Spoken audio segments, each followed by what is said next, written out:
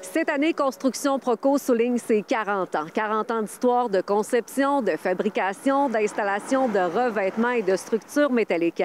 Proco, c'est aussi une belle fierté régionale qui a su se tailler une place parmi les plus grands et qui dépasse largement les frontières du Saguenay-Lac-Saint-Jean. Bon 40e. Par rapport à ça, on a produit là, avec la distillerie Beamer des alcools au nom de Proco.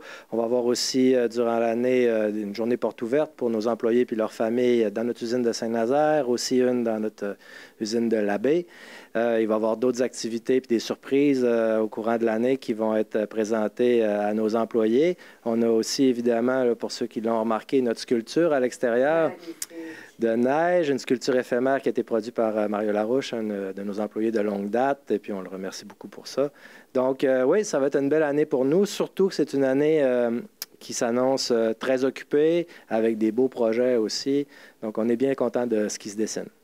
Justement, 40 ans d'histoire. En 40 ans, on sait que la technologie a vraiment évolué. Qu'est-ce qui a changé pour vous, là, justement, dans les dernières années, quand on parle de robotisation, automatisation? Oui, effectivement, on a consacré beaucoup de temps et d'énergie et aussi de sous dans des investissements majeurs à l'intérieur de nos usines pour être au goût du jour, mais même à l'avant-garde, parce qu'on est quelques entreprises seulement en Amérique du Nord à s'être procuré des robots comme on a actuellement. On a automatisé de l'assemblage, du soudage, du perçage, du coupage. Regarde, vous voyez le robot, là, il a pris la pièce avec les trous. Il se déplace. Normalement, on a quelqu'un qui mesure ça puis qui décide de la mettre...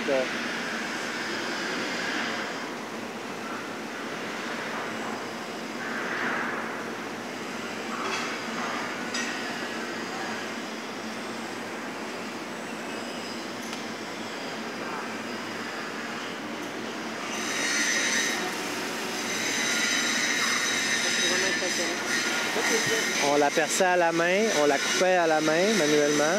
La pièce composante que là était percée et coupée aussi à la main. Puis là, après ça, il y avait quelqu'un qui venait mesurer au galon à mesurer, puis qui la mettait là, puis qui l'attaquait. Donc tout ça, il y a peut-être une quinzaine, une vingtaine d'années, cette pièce-là nous prenait peut-être 6 heures au complet à faire. Puis là, le robot va s'en occuper, incluant les autres robots, peut-être en 1 heure. Ça nous permet d'être capable de produire plus avec la même superficie de plancher.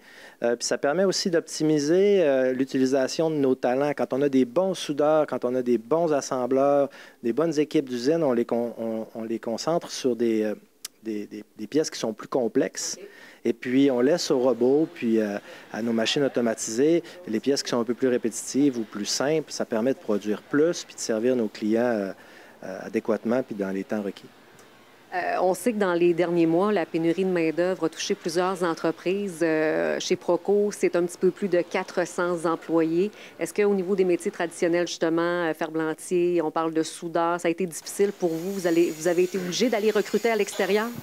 Nous, depuis 2019, on est en constant recrutement à l'extérieur du pays. On a des missions presque à chaque année pour aller trouver de la main-d'œuvre qui se fait rare dans les métiers traditionnels. Entre autres, le soudage, mais aussi les dessinateurs, des inspecteurs. On a aussi des journaliers maintenant qui se font de plus en plus rares. Donc, on a maintenant, de nos 400 employés, on a plus d'une cinquantaine d'employés qui proviennent d'un peu partout dans le monde, principalement le Mexique, la Tunisie, le Maroc, la France. Proco, on le sait, c'est un fleuron, c'est une fierté régionale qui dépasse largement les frontières du Saguenay-Lac-Saint-Jean. Justement, là, ce sentiment d'appartenance-là que la population a pour vous, mais aussi les employés qui gravitent autour de Proco. C'est le fun. C'est le fun. Ça nous permet d'avoir une belle proximité avec nos gens. Ça nous permet aussi d'obtenir des fois, on a besoin d'un petit effort supplémentaire parce qu'on a un échéancier qui est difficile à respecter. Puis avec cette proximité-là, puis avec les gens de confiance, puis on a cette complicité-là dans l'équipe, que ce soit dans l'équipe d'ingénierie dessin, que ce soit dans l'équipe de l'usine ou même des équipes de chantier. Donc, on est bien content de la relation qu'on a avec les employés à tous les niveaux dans notre entreprise. Proco a réalisé de nombreuses structures de ponts, fabriqué des charpentes et des superstructures, en plus de concevoir des revêtements intérieurs et extérieurs. Les gens ont entendu beaucoup parler, par exemple, de la superpoutre à Montréal sur le pont Champlain ou peut-être du feu du pont du Buc dans lequel on a participé là, in extremis là, pour essayer de réparer ça rapidement. Mais c'est des projets qui sont pour nous de plus petite envergure, mais qui ont quand même nécessité beaucoup d'investissements en temps et en énergie dans un très, très court laps de temps.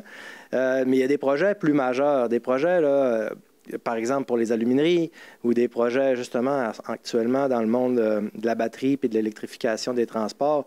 Ça, c'est des projets qui, en ce moment, nous portent et puis qui aident notre entreprise à progresser puis à grandir ici au Saguenay-Lac-Saint-Jean.